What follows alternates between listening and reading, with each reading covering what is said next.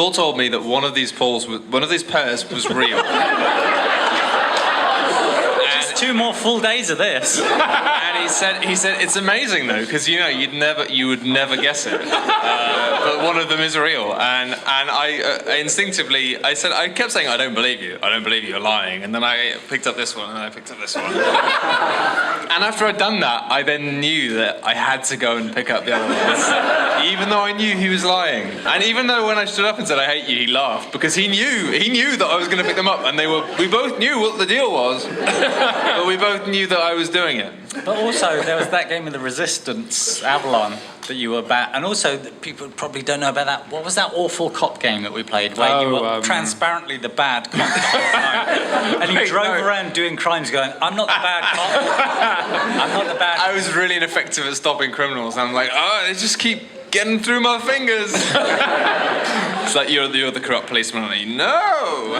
That was the same game where it had like rioter tokens, and then sometimes the rioter tokens would stand on your cop car, and then you couldn't drive anymore. Yeah. Anyway, how do we structure questions? If people have questions. I mean, the thing is, like, why did we think this was a good idea? Like, I've been thinking about this for the last hour. It's billed as being like late night Q&A, but like for me and you, Quinns, it's literally like 6 a.m. 6 a.m.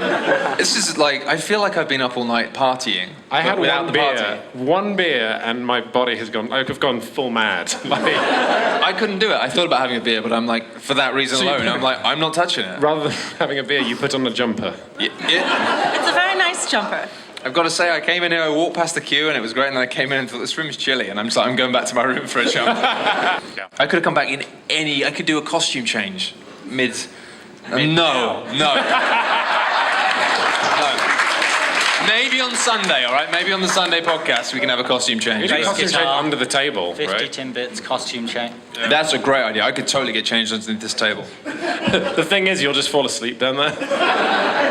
And then have the weirdest dreams. Right, yeah. Somebody remind me to go underneath the table and take my clothes off on Sunday, okay?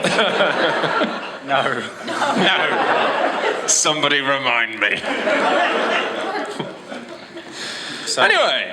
Is this open season, kind of? Is this a Q&A? I'm supposed to ask you guys questions. Yeah. I mean, I'm up here. No, I think they're supposed to ask us questions. Please don't ask the questions that I get. So I have an Ask FM account, and I used to, on Twitter, I used to be like, I've got an Ask FM account. If you want to ask questions, you can ask me questions. And I thought that'd be interesting, because people will ask a question, then I can answer it, put it on the internet, people read it. And I didn't think that what would happen on Ask FM happened, which was people would go, what's your favourite game for 2 players? What's your favourite game for 4 players? What's your favourite game with bears in? What's your favourite game when you got 15 minutes? And all questions were, the questions about it and the answers are all going to be bad. What's your favourite colour if you can't play blue? And I would end up with this Ask FM of like, you'd look through it and you go, oh no. I really enjoyed just a moment ago that clearly we're so off the rails that Lisa very kindly popped over and whispered in my ear, just tell people to stand up and ask questions in the middle, as if we'd forgotten the concept of a Q&A. As if this freewheeling wasn't just a madness, but it was just genuinely just forgotten what we were doing. Wait, but Paul, you've forgotten the best thing about your Ask FM account, which is the question, which was, what was it like? How exactly was it phrased? Do you remember?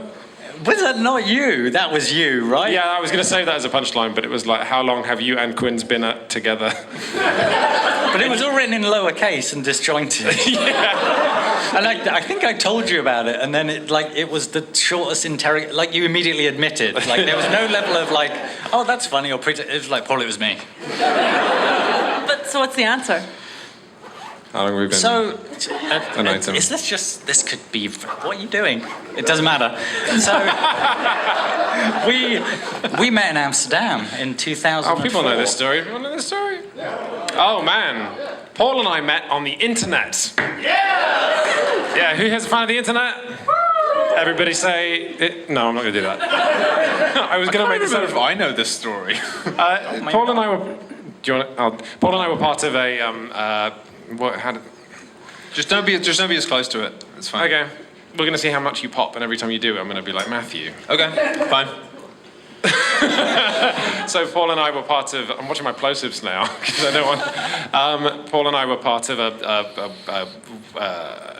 forum that created zines that reviewed video games, but not like reviews like, you know, the mainstream press published. It was like underground, and we judged everyone.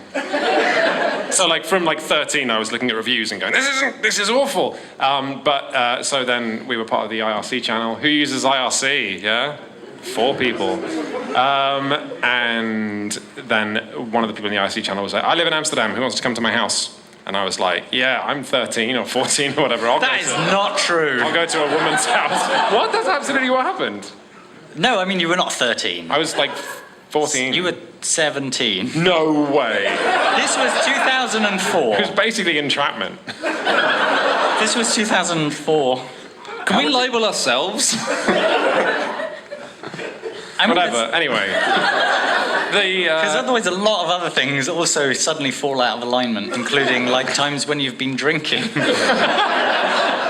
I must have, 16, 17? I think you were 17. Whatever. Because It's I think it was a big thing because a lot of us were like quite young, like late teens, early 20s, and you were the youngest, but also one of the most interesting writers already. Yeah. And then we got to know. And then like. Hopefully not too much of a tangent for people. We also we started to get to know Keza MacDonald, who was writing for folks. And she was like 14 or 15, and she was going on press trips writing for people. Yeah, but working for some bad magazines as well. Not her, like magazines that didn't treat her well enough. Anyway, but yeah, I went to Amsterdam without having met any of these people, and went to Pat's flat, and then Paul walked through the door, and you were like, "I'm Paul Dean," and I was like, "I've been talking to you for 3 years." So had we met any other people? Because I knew some of the people going. I'd never met any of them. It was like I went to Amsterdam and then met 5 people I've been talking to on the internet for 3 years. That story could have ended very differently.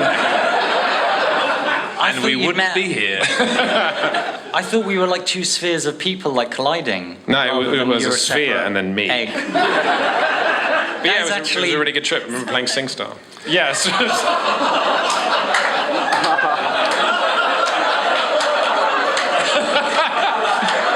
Would people who'd like to ask understand, questions Cynthia. What are you like to form an orderly and lovely queue in front of a Could you microphone? just wipe the camera?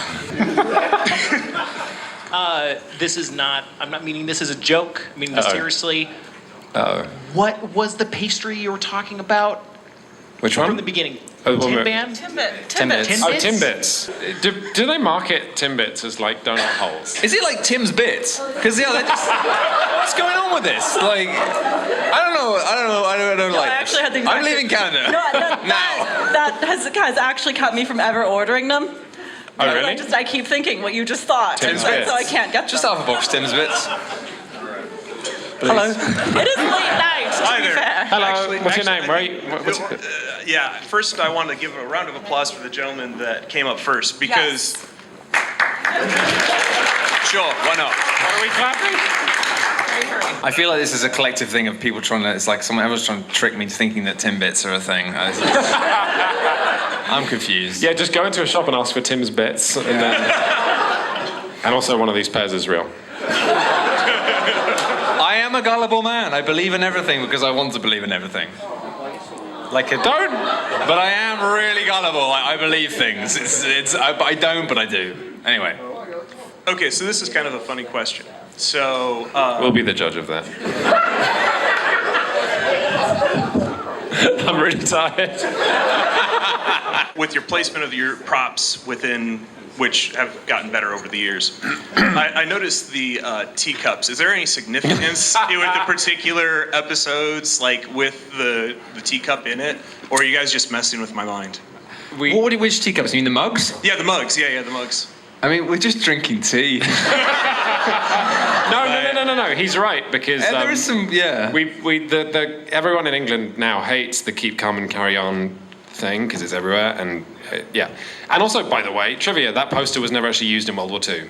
It was designed but never actually used. It was actually meant to be used if England got invaded, which was funny. As propaganda, we sent it to Germany, and Germany would be like, "Oh, this logo is everywhere." Yeah, if German took over, or or things were going really badly, it wasn't a kind of like, hey, don't worry about getting bombed. It was like emergency for like, this is what we do if. Yeah, it was like, but then someone found it in a cupboard and thought it was really uplifting. Oh no! It was Ollie Moss who brought it back somehow. Was it? Yeah, I believe so. And the Garfield stuff, he's got crimes to answer for.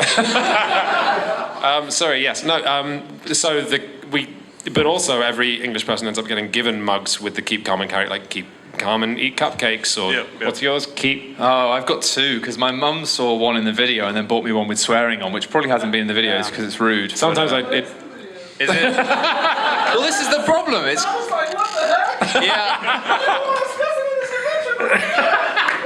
You're too right. You're too right. What the heck, indeed. Yeah, I apologise for that. It's because we're just drinking tea. Was that in the video today? Yes! Oh. I didn't see that. I knew you were drinking out of it. I thought we rotated them before each shot. Have we, I mean, we haven't put it on live. We can blur it. I'm not going to blur the... You know It's how a to work cuss that word. Quentin, no, just the fact... I'll swear right now if you're not going to. No, we should... I'm being serious. We should let that out. I've got my laptop. It's been in the video long enough that my girlfriend saw it months ago and got me one. Well, It's my mum's fault. My mum bought it, right? you can't put the genie back in the lamp now. My parents are real Christians as well. They're big into it. Yeah, it's true. Church of England, so it's just like, it is pretty much just cups of tea and equality. Yeah. But still, yeah. Sorry, it's my mum. She's crude. Yeah, but mostly we just drink tea. I deliberately try and drink out of the Q Scrabble mug in answer to your question, because I think it's real cool on a board game show. Yes. Because my name is Quinn. Yeah, but I had to point out to you really recently that it's super cool because it's a Q and then it's 10 points. Yeah, I know. Which is It's a Quinn Scrabble. 10. Oh, no, yeah, that is Yeah, cool. you hadn't noticed that, and I was like, this is, yeah. But it's Don't Q10. tell them that. They'll know that we're not as clever. We're not. Yeah, that's why we've got swearing in mugs, because we just... Thank you very much for the question. Yeah, Hello. Hello, my name is Jason. I like the color blue and long walks on the beach. I've had a beer as well. Same question to number 2. I was talking with Quinn's a little bit earlier, but you guys have done a tremendous amount for me and my family over the years, helping bring us together, helping heal us through difficult times, through recommending your games. Now, 2 years ago, I went to Gen Con to do two things. One, to see Kingdom Death, and there was a character that I wanted to see with an interesting cloak, but they didn't have her. Yeah. And the other thing that I wanted to do was go to the live podcast. Now, I did not know at the time that Paul was having visa issues, couldn't make it into the country. So they had a contest to become the avatar of Paul. As you do. Yes. Well, as one does. And it was your questions about the biker gang that you were a member of and those sort of things. I don't like to touch on that too much. That was a very different time. Well, it is common knowledge on the internet. I did put it on your Wikipedia page. It's along with the thing that I'm 5'2", hopefully. Yes, right next to it, actually. Thank you. But lo and behold, I ended up winning the avatar of Paul Dean glasses. The Paul Dean glasses are here. Yes, the Paul Dean glasses are here. Now, throughout my gaming, I was competitive gaming, playing Doomtown, Star Wars, a whole bunch of other things. I brought these glasses with me because I know Paul's affinity for dice.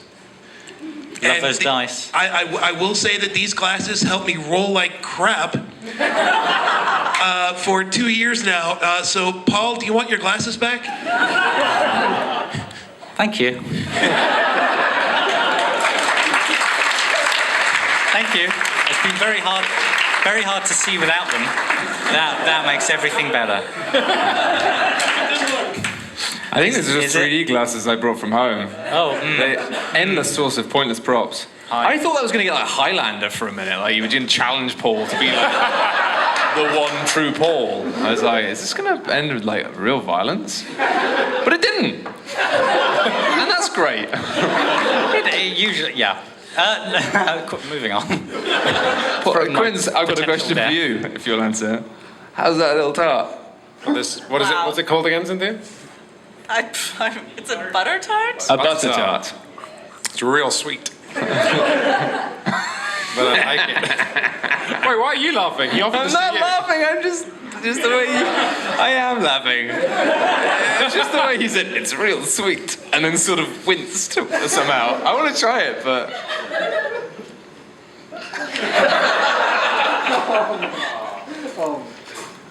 Yeah, it's real sweet. Mostly butter. It's like And someone sugar and like raisins. tried to make an Eccles cake and then forgot what they were doing. Yeah, that's a That's very relevant British. joke here. Yeah. Wait, what's an Eccles cake? It's like compressed raisins in kind of flaky pastry, but the raisins are somehow kind of soaked in something, so they're kind of squishy and delicious and It's a flaky class and on crunchy. after a road accident, basically. Do you guys have malt loaf you. here? Okay, so imagine a loaf of bread where it's the only thing that my American wife has, the only English food where she's eaten it and then like just been horrified, not just at how it tastes, but that anyone would do this to food. But yeah, it's basically bread, but rather than flour, you use raisins. Yeah. It's fine if you eat it with like lots of butter, but it needs a lot of butter. Do you ever? I don't know. No one knows, but Eccles cakes are good. If you like raisins, you got to get an Eccles cake in you. Question.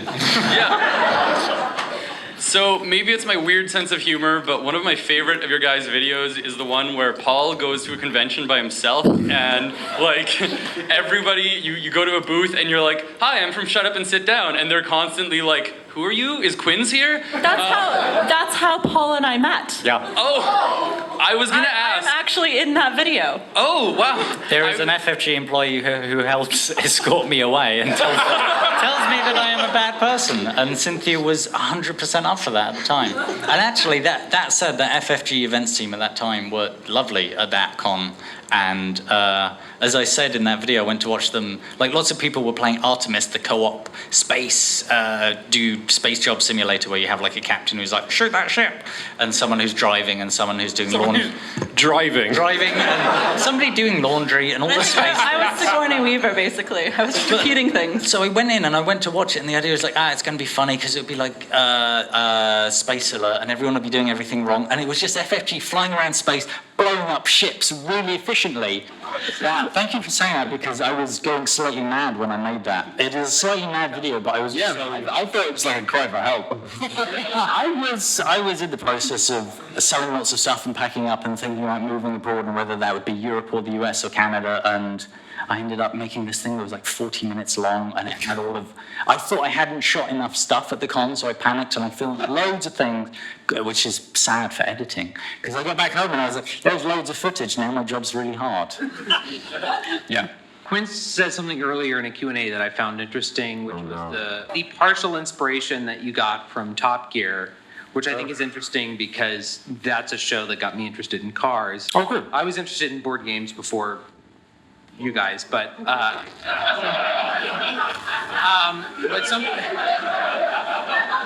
something that I think is interesting, especially now over time that it's three of you who are regularly in videos, that's something that I think is similar to Top Gear too, and also the fact that you all have very distinct points of view and personalities. And I was wondering whether that's something that just happened naturally, or whether it's something that you kind of lean into, like, oh, this is a Quinn's point of view to have. You know what I mean? There's definitely, when we're writing scripts, and you fill in a bit for the other person to write, there will be like, add Paul's thoughts, or like, add Paul's point of view. Quinn's can go here. And then that's a small bit, or big bit. I think I've got more of a tendency to just go nuts with jokes and then just leave in capital letters, Quinn's explains the game. Yes. Which is not a joke. Yeah. Or like, and then we write a funny ending at some point, and that sometimes doesn't happen. Oh God, the amount of things I've looked at where there's been a script and it's like, it will just say like funny ending ? Endings are real hard. How many Yeah. videos have you done which ends with like a really long shot, which is like you crying or you lying down or being angry, like. Sometimes the stars align and you come up with a genuine idea for a joke, but often Imagine that. often that's just ending jokes. That's the whole Monty Python thing. They couldn't do endings, so they just purposefully made it so each sketch just blurred into the next one in a way that didn't make any sense, just as a way of avoiding ever having to end jokes, which is genius. Yeah. But we didn't. I don't think we tried to be like distinct different people. No. Just The thing I was gonna.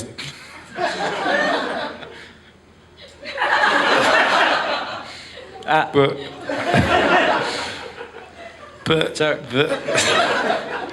But, no one wasn't deliberate. You go. The only thing I was going to say is that I think the distinct personalities thing is just because the skill set to do the videos that we do is really, really niche in terms of like, just being able to review a game is hard, and we all worked for video game publications that show you like finding someone who can just write a review is really rare. Like Cynthia's work is like finding like the Cynthia is like really good at doing the RPG reviews, and like they're great if you haven't read them. We were looking for an RPG writer for years, so happy to have you on the team. Round of applause for Cynthia. That still doesn't answer how you and Paul became separate people. We're just different, and it happens to gel very well. And I feel like this is a good thing with Pip and with Cynthia, is we've also met people who are very much their own people, but it's as if they're unique humans. But no, the point I was trying to make is that like to be able to write reviews and then present them, which Lord knows I couldn't do when I started, and film and edit and have a knowledge of the board game scene and have like a love of the board game scene. Like it would be difficult to find 3 of those things, but there's like 6 of them. So I think when we found each other to start the site, it's like, oh, you're the one other person who could do this, and so there's not much like. Oh, we're just who we are. Especially I think you and Paul tend to kind of disagree on stuff a bit more frequently than we do, to be honest. And I think that's actually just because of the fact that we are kind of 2 people who didn't meet until quite like, we were probably like, I must have been mid to late 20s when we met for the first time. I hadn't known you for that long.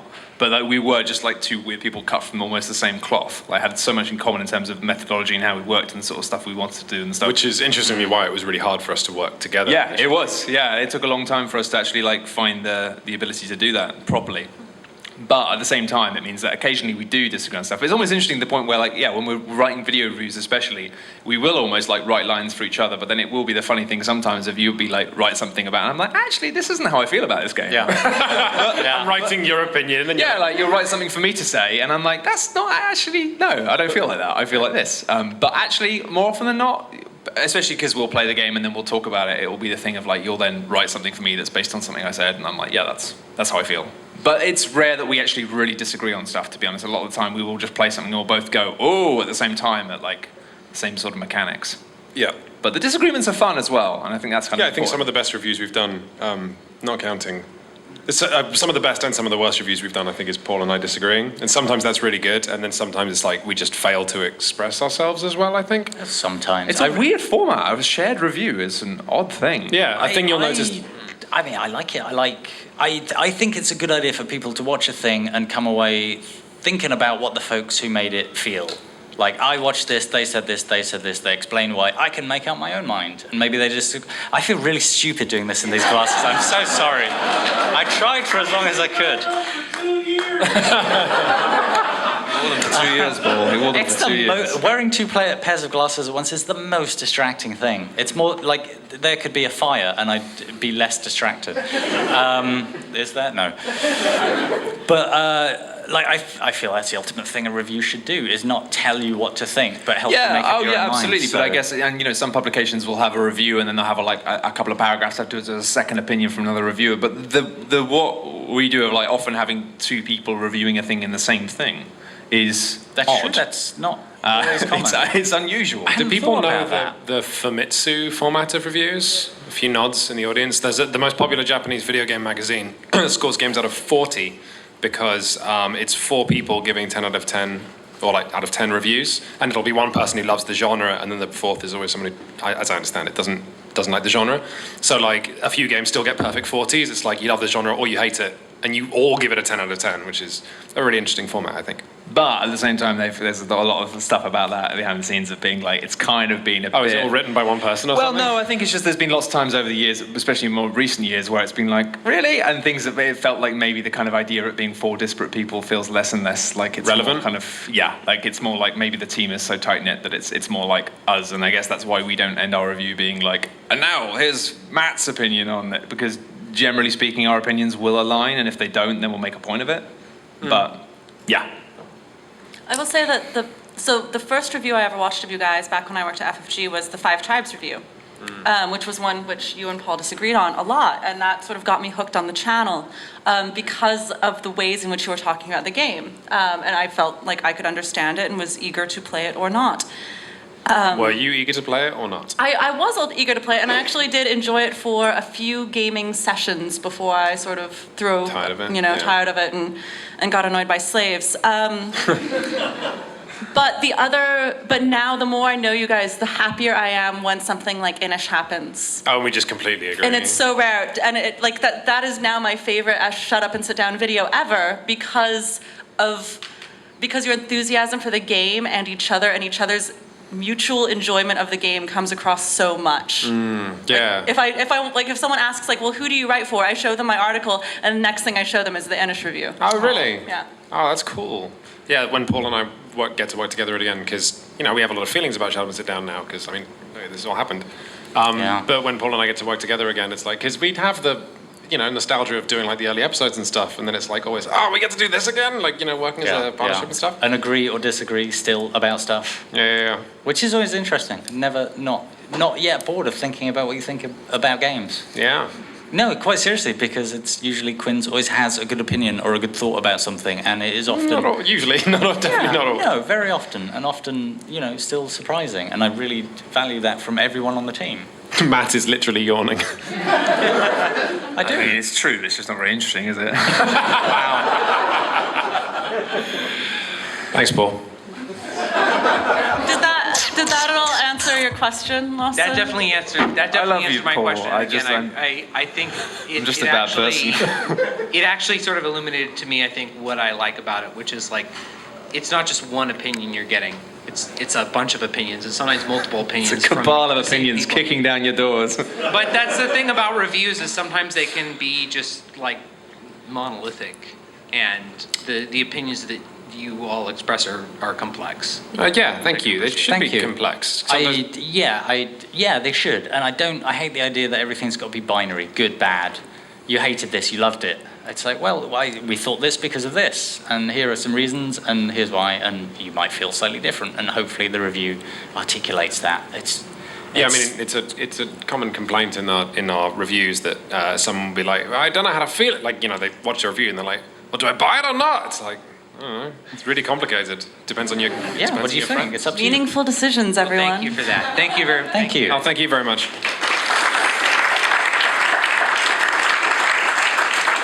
Hi, everyone. Hey, what's your name? Where are you from? Hey, I'm Adam. I'm from Seattle. Seattle. Yeah. I've heard of that. Home of Seat. Sounds a little bit. So I was watching your review earlier today about Marco Polo, and one of the things that kind of struck me is, kind of the sense that I got was, by all means, it was a pretty good game, but there was just some little spark or something that was missing. Maybe just something a little extra. And it kind of made me think about a couple of the really good panels that I saw today about, marrying theme and mechanics, or, meaningful decisions, for example, which maybe doesn't apply to this one, but maybe some other games.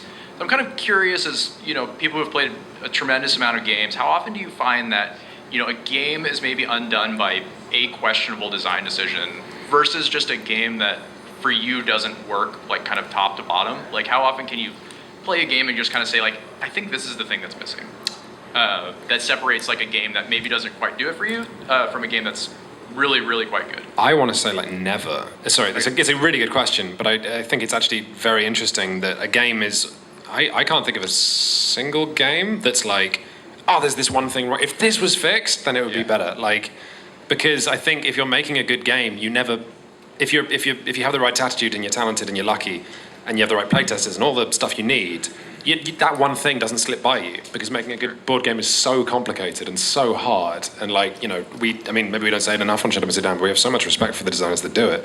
People constantly ask, would you make a board game? And it's no, are you kidding? It's so hard. And I'm really cynical about, whenever you have reviewers who are just this game would be so much better if they just changed this one thing, because it's you don't have a clue what you're on about.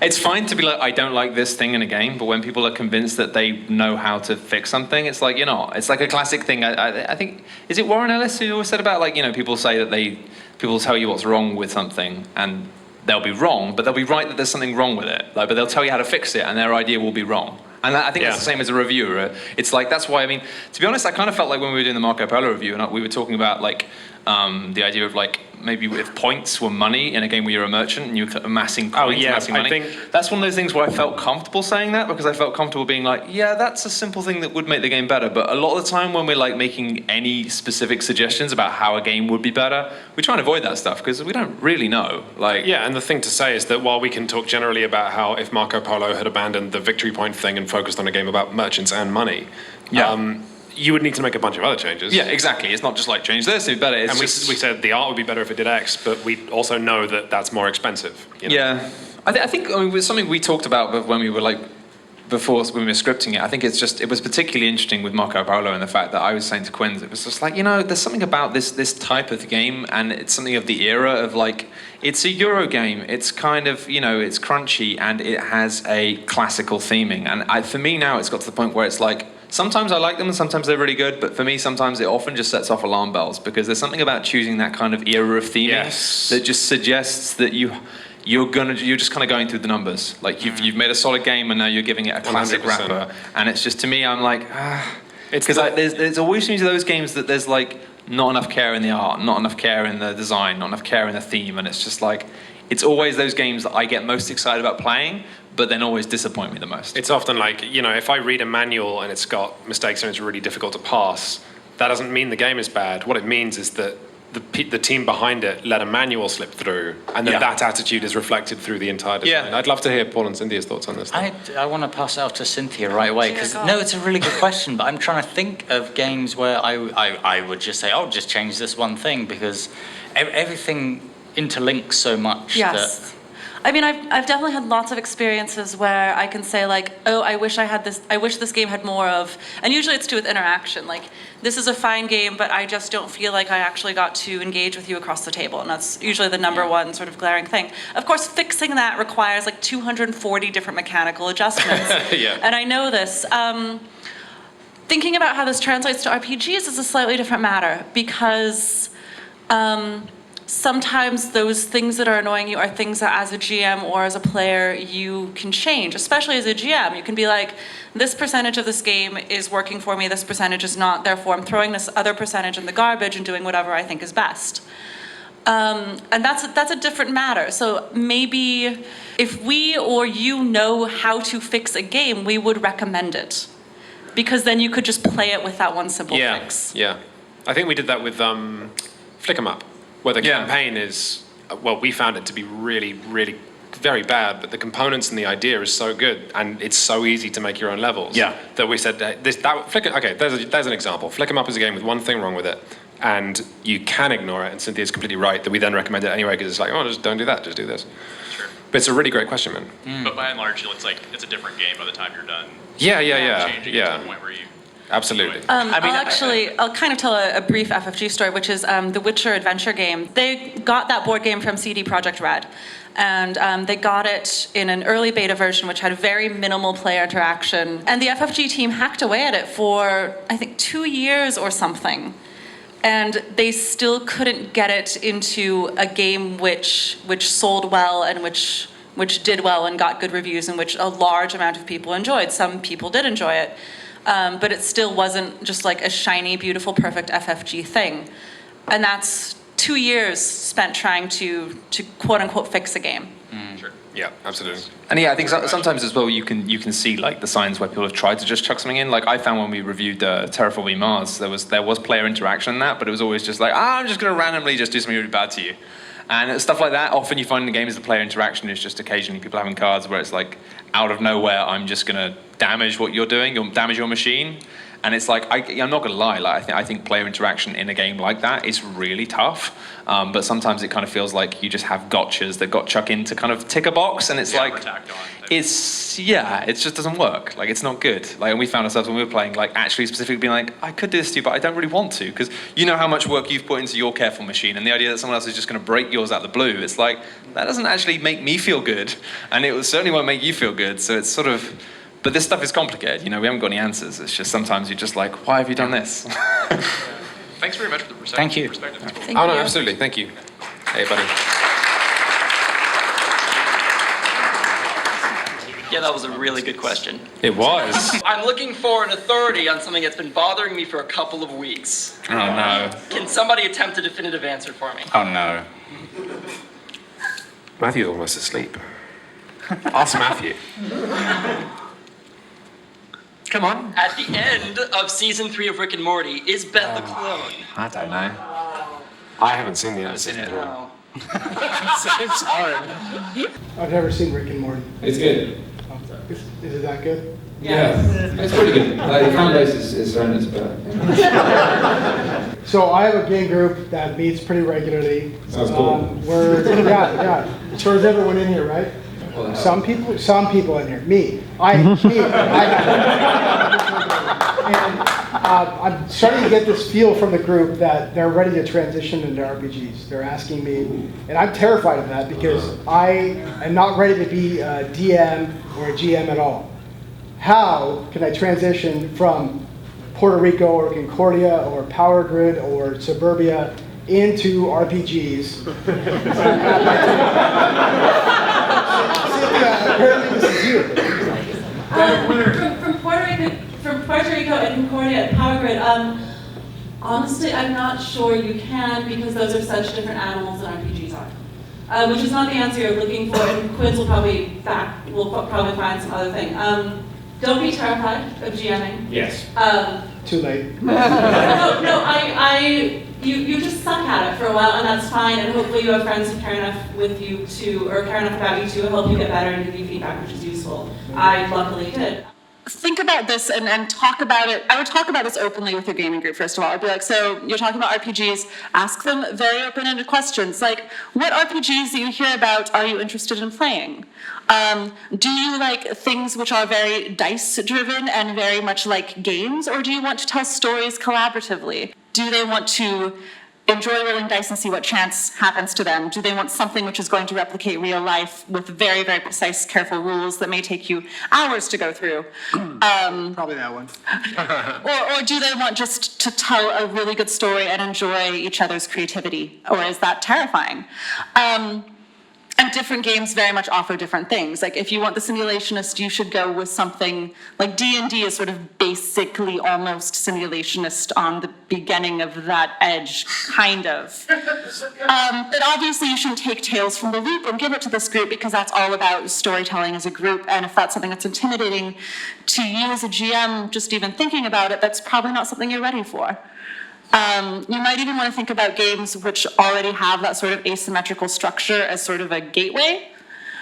So maybe like Descent or Imperial Assault, so you get used to the idea of having to run multiple characters at once before you're having to run multiple characters that you also have to instantaneously give them personalities and backstories.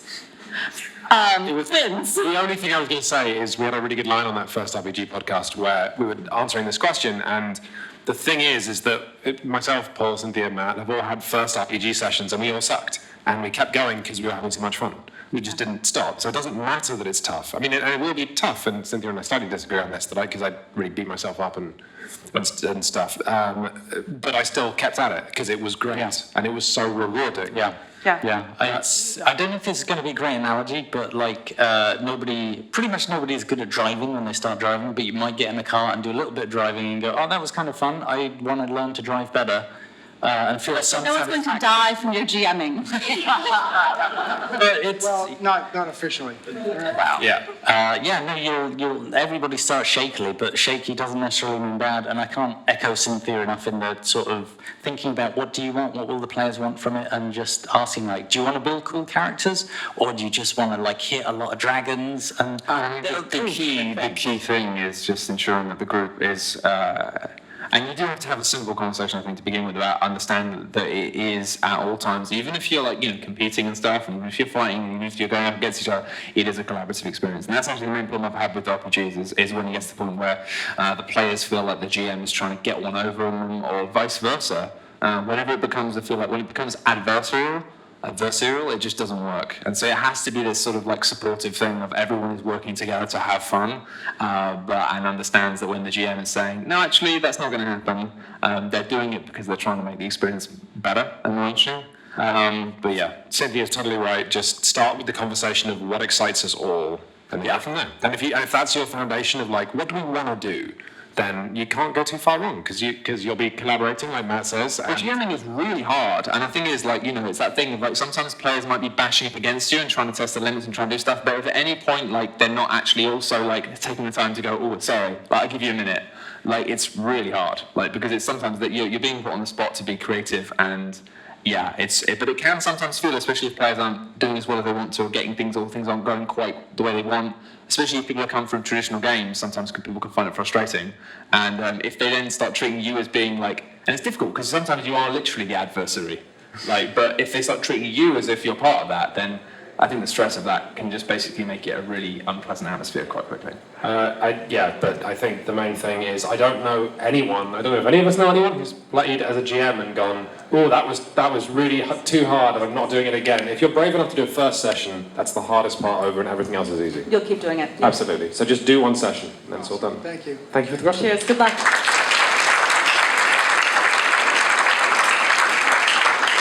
We have 10 minutes left, so this is going to become a quick fire round. So potentially a heretical question, but how do you guys keep the love alive? I mean, this is the thing we've talked about. Yeah, we talked about this a lot. You particularly raised in the past is we have to remember to enjoy what we're doing and occasionally take breaks, or if something goes wrong, or I think not just see it as a conveyor belt of work. Yeah, I think I've mentioned this a lot, but just because I do more hours usually than these two, and I'm compensated and stuff. But so in my role as like quasi-managerial position, as soon as we start getting money coming in from the very first donors, some of whom I know will be in this room, thank you very much. The first thing we did was like, okay, rule 2 is like make great content. Rule 1 is make sure we're having fun. And so it's like, imagine like a coding line. It's like, are we having fun? No. Okay, stop everything right now. Because as a passion-driven site, then, because you guys all know, like we love the things and we're passionate, and you can instantly tell if someone stops caring, right? It's like, it's so clear.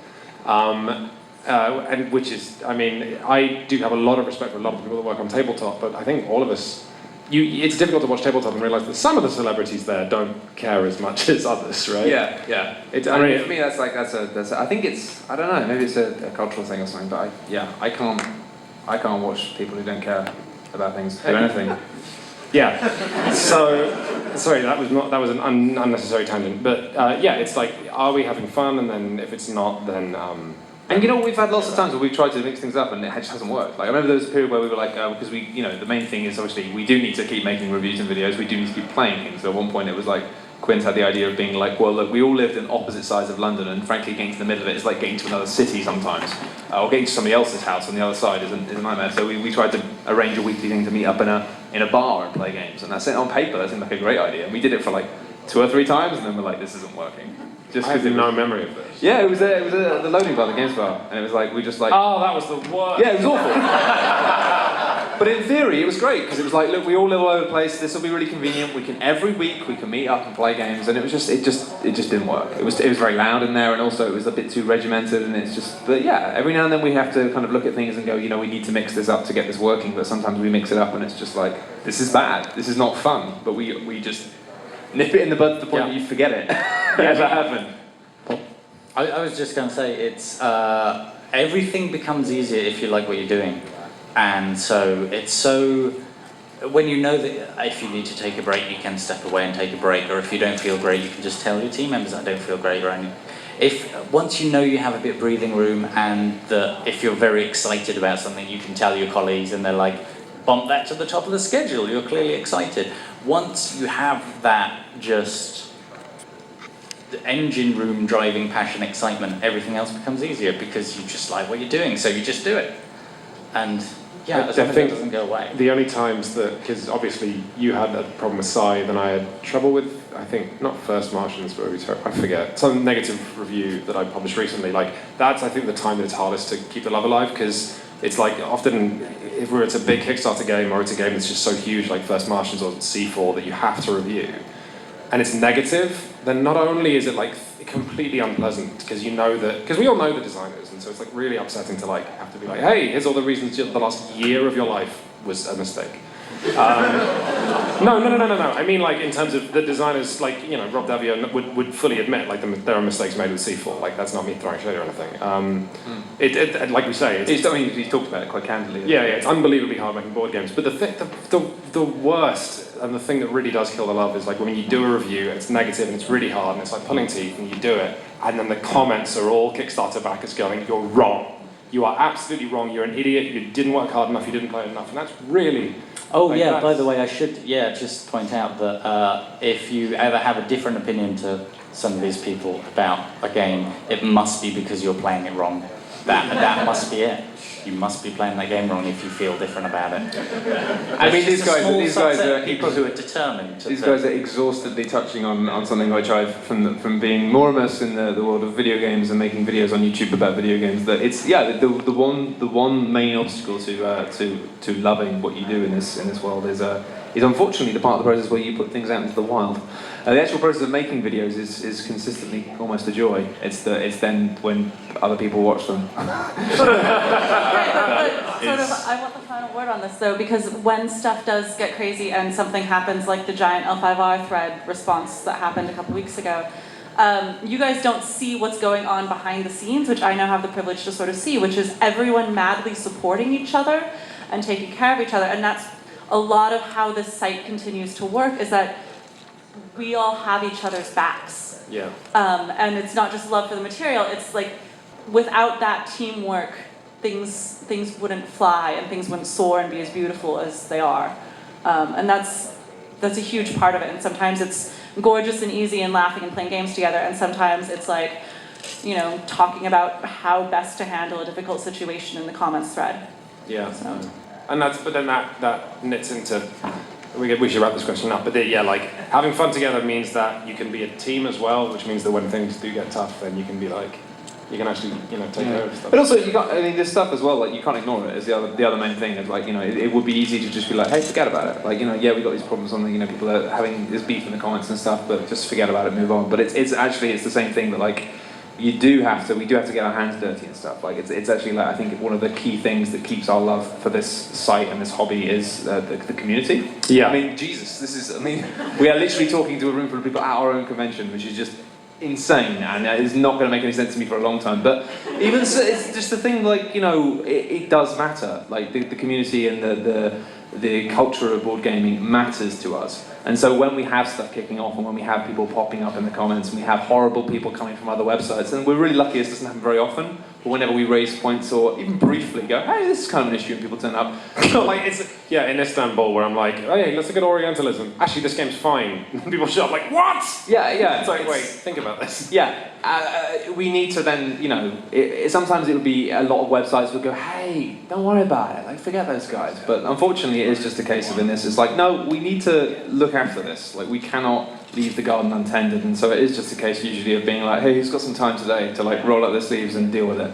Like, and sometimes that's just, unfortunately, the reality of having a nice community. Is a lot of talk about niceness on the internet, and it's rubbish, because niceness is doing nothing. Unfortunately, being good means getting your hands dirty, and sometimes, as Paul took the bullet last time because everyone else was really busy, but it's just like, Paul was like, what do I do? And I was like, you just gotta sit there and ban people, and it's gonna take hours, and you're gonna read a lot of bile, and it sucks, but... Because you can't even... You know what? I banned some racist people, and I slept quite well.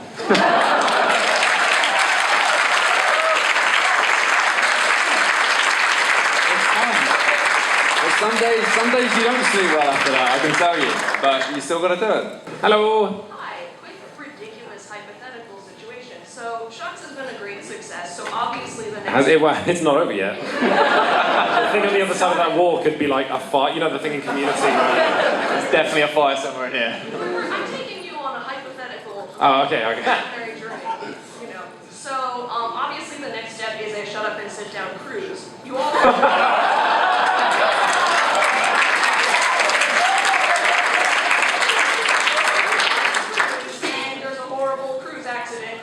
Oh no, what? I was enjoying this. I was already having a hellish time on the cruise, and now it's crashed. Where was the cruise going? So my question is, in a desert island situation, which of you lasts the longest? Wrapper around a horrible question. It's Quince. Yeah, it's Quinn's. It's definitely Quinn's. It could be Matt. No, it's not. It's It's the same because somebody asked the question recently, like, who would win in a fight between me, Quinns, and Paul, and it's just like, it's Quinns, because like, Paul wouldn't want to fight, and I wouldn't really care who won. I need it. Is the thing. Yeah. But this is eating. This is like I would fight you to the death, but I wouldn't ruin my heart wouldn't be in it. And yours would, and that, you know, fine. I want to know more about the nice cruise we were going on. No, I just imagine she left. being She stuck, ran. like, Where'd she being- go? Oh yeah. Where was the cruise going? Where was the cruise going? Puerto Rico. Wherever we want. You're struggling being like, I don't know, I just put all the details into the disaster element of the story. What went wrong with the boat? She doesn't know. Yeah, there were too many games on the boat. Too many games on the boat. So that seems improbable. Hello, sir. Where are you from? Florida, so sorry about whatever we do over the weekend.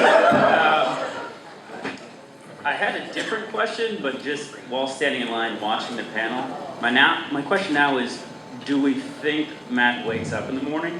You mean, am I going to die in my sleep? It's been a rough 30 minutes over there.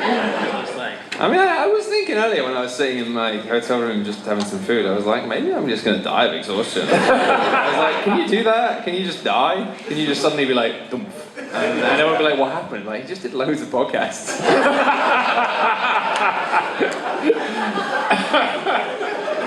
That'd be a really weird episode of like CSI Miami. Well, there's like a white line shape, and we're really upset, and that guy with the.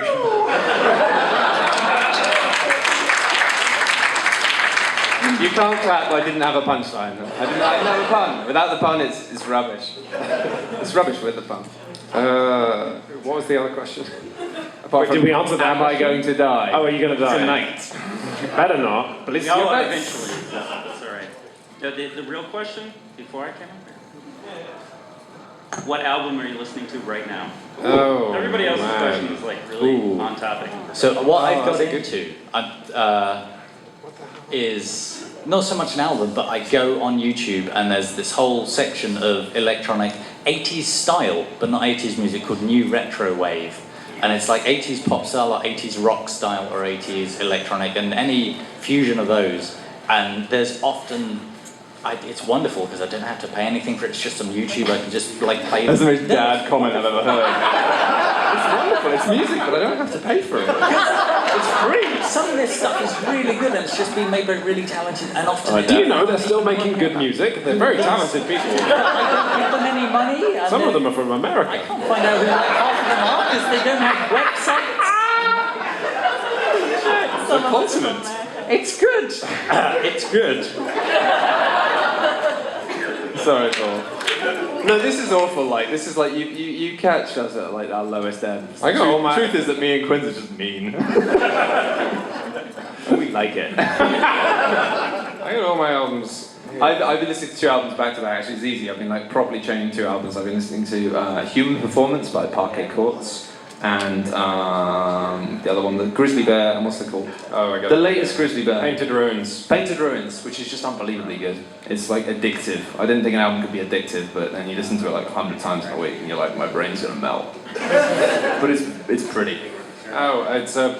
I think I want to say Ghana. It's my friend who used to DJ my network tournaments was where I get all my music from. But yeah, it's a pop group from Ghana called Amadou and Mariam. They have a. Oh yeah, this one. Yeah, Welcome to Mali is the album I'm listening to. And then I also listen to a lot of electronic music, and Max Cooper's Emergence is the... No one's writing this down, so I don't know why. Max Cooper's Emergence is real good. There will be a test later. Oh, mate, does anyone doing the Shut Up and Sit Down Wits and Wages thing? Because we were sourcing questions for that in Slack, and then we had a lot of fun. Including one of the questions being, how much did we pay Matt for his first video? First video review. We can't tell people, can we? No, we can't. But it's like, right. Yeah, I wish I want to be a fly on the wall for the Wits and Wages thing. Cynthia, what are you listening to? I mean, none of this is good. I'll tell you the album I've listened to most recently, and then I'll tell you the song that I listened to this morning and yesterday morning, which Paul already knows. So I'm still stuck on Beyonce's Lemonade.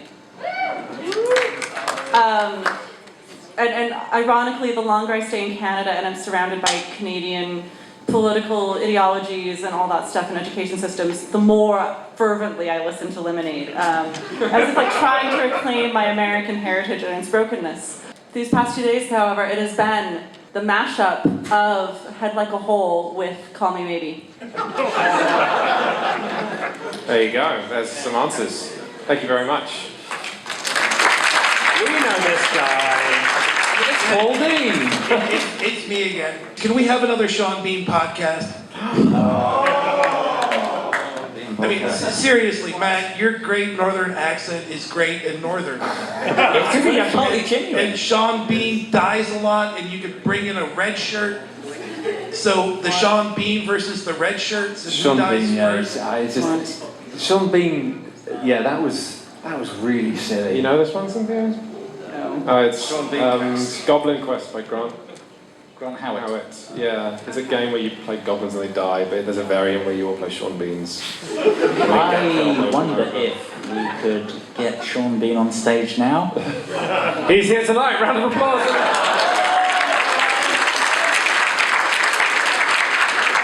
What would everyone do if he walked in? I can't even do it. I can't even really do a Sean Bean voice. I can't. Try it. I can't. Do it. I don't. You know when you switch your phone on and you try and take a photo and your phone says, no, you haven't got enough battery for that. I can't do accents. I'm not even joking. I can't. I mean, I'm so tired. I'm literally going to die in my sleep tonight. And on that note, this is overrun, but thank you all very much for listening to us talk absolute nonsense. Yeah, thank you.